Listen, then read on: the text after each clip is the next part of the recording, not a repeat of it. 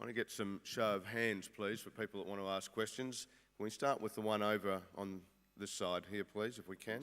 I've just a question for Bill Shorten.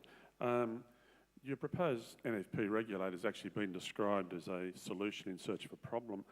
I refer you to Frank's examples of his organisations that have a multiplicity of contracts and KPIs. And I'll give you another example. There's a community of 300 people in the Northern Territory that it's 300 people. They're supported by 80 separate government contracts, and in a 6-month period they were visited by 160 bureaucrats. Could you explain how your NFP regulator would address the sorts of problems that Frank identified and the sorts of problems the Aboriginal community has? Well, I don't accept the contention that a regulator is a solution in search of a problem. I think it is important to have a national regulator. I have to say that a lot of organisations in this room have said it's important. It's what the Productivity Commission said. I think your point goes to practical applications. I don't think what you said is an argument against a regulator. I think what you're saying is that there should be, you don't need, clearly, if the number you've said is right, you don't need 160 people from 80 agencies checking up, or 80 different grants checking up on communities in that fashion. It's ridiculous. What I do think is that we've set up a not-for-profit sector council. I do think that that's a legitimate issue. It's an overdue issue for them to raise. It's crazy. So I think that's just a simple case of almost developing a government, I pick the word passport not in the sense of monitoring or some sort of big brother, but rather there's some programs which you apply for are based on particular objectives of government policy. But a lot of the paperwork you fill in is common to all government funding applications. It'd almost be that the regulator has the opportunity to continue the work already commenced, that you have a passport, whereas if you're an agency looking for government funding, there are some things you don't need to tell them each time. And indeed, that could be used to iron out reporting relationships. You don't need 160 people. So I think the regulator could be a nice, obvious clearinghouse advised by the policy of this council we've set up, just to make sure you don't have 160 people flying to administer 80 grants in a 3-month period. But I think it also goes partly to the identity of the sector, which I think Kevin spoke well of, to say that if the sector is genuinely an expression of civil society, then I think it makes some considerable sense for it to have its own institutions and to be governed and regulated in a manner that is appropriate for the sector. And frankly, as a sort of arm of the tax office or as a sort of branch of ATSIC, the Securities Investment Commission, I just don't think we're ever going to really mature. I think the one-stop regulator, as we all hate calling it, is a step, but I think, as Bill says, it's also a step towards at least getting all the identities in the one place, because we don't know where and who a lot of these sectors are, and I think it's the sort of initiative that a lot of things, as Bill's saying, could then be built on once you can identify agencies. Clearly, the public can do that too in relation to their fundraising, but also governments could use that identity for both tendering and reporting purposes. Okay, we have a question over here. I'd like to raise, I think, at this conference, the theme is challenging inequalities. So I think it's great that you were talking about how important it is for us to really encourage people to become tomorrow's leaders. I think that's such an important point, and I strongly concur with that. I think going back, though, to the issue of education, education needs to be improved so that the people who are coming through the education system are empowered to become the leaders of tomorrow. I think that's one issue that I'd like to just draw attention to. Another issue is I've seen a lot of people, particularly in the business world, the corporate world, particularly salaries of millions of dollars that CEOs are attracting. There's so much money out in the corporate world. Why cannot some of that money be redirected back into providing services, key services? The corporate tax, for example, why cannot some of that money come back particularly to, like, for example, from the mining industry? Yesterday morning, some people talking about the mining tax and how we can actually make sure we can advocate government to see it's important to get that money redirected back into social services.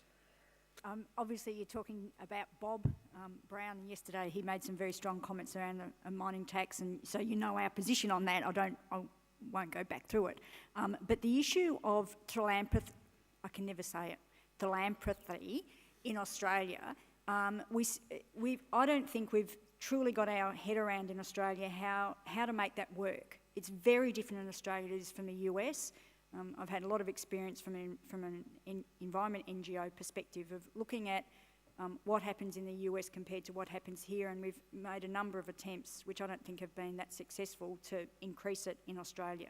And I don't know if, Alex, if that's what you're referring to, but I think we do need to re-look at how we get it to work better here, because we're certainly so far behind America in terms of the way that's a part of the community culture.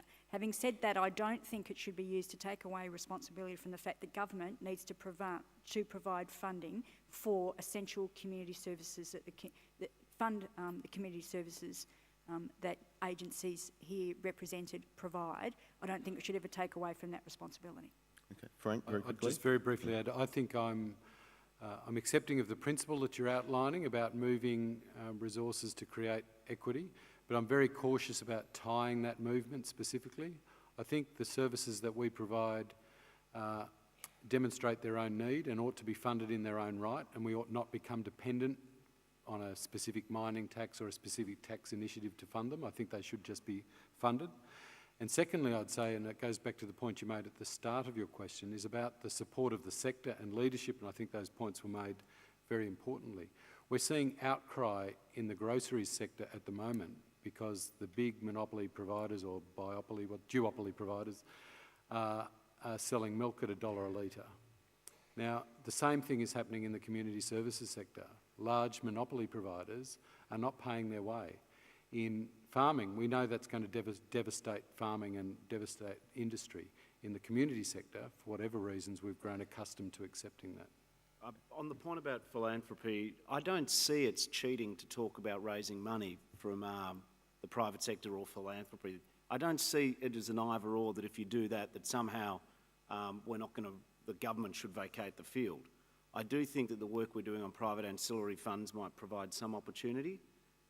So I do think that the more people think about how they diversify their sources of revenue. When I ran a trade union, of course, I had members who had jobs so they could pay a small fee each week, which is quite different to many of the people represented and advocated for here. But I certainly would never want all my income to come from the government, because no matter what one says, that does create some relationships which I think always have to be navigated carefully. And if you get governments who are prepared to say that you should be gagged for your advocacy or you lose your funding, you know, that's tough stuff. What I would go, though, on the tax issue, though, is this. When someone says that about a mining tax, it is a very good idea. In year 2000, $1 and $3 of a mining company's profit was going to the government. Now it's down to $1 and $7 because of the legitimate world market demand for our minerals, and this island of ours is lucky enough to have a lot of iron ore and a lot of coal. It is appropriate to talk about spreading the benefits of the mining boom. It is appropriate to say that in a 2-speed or a 3-speed economy where we can't get the people to work in Perth because they can go to the Pilbara and earn a lot more to do jobs, we do need strategies to ensure that we spread the prosperity of the mining boom. One strategy, of course, is to raise the money. I have no problem with some of it going for infrastructure. I have no problem with some of it going to improve the compulsory savings of Australians when they retire. This is a government who I think is appropriately demanding we share the prosperity. The progressive causes, parties of progressive politics, parties of change, should never turn their back on corporate tax reform. Now, that's not an easy argument to put, and some people say, oh, bugger the corporates. We need more money here and now. And that's fair as far as that analysis takes you. But the reality is that between when Hawke and Keating were in between 83 and 96, they lowered the corporate rate from 46 to 33. The Howard government eventually lowered it from 33 to 30. We're taking the first steps to lower it to 29. That's not cheating. That's not anti-welfare. That's not anti-economic prosperity. If a party of the left wishes to form a government in this country, we have to be good at raising real wages, creating jobs, and corporations and business are part of that equation. They are the people who employ people. I tell you, the cycle of poverty which many of you are working on to get people out of, to empower, also will involve people getting jobs.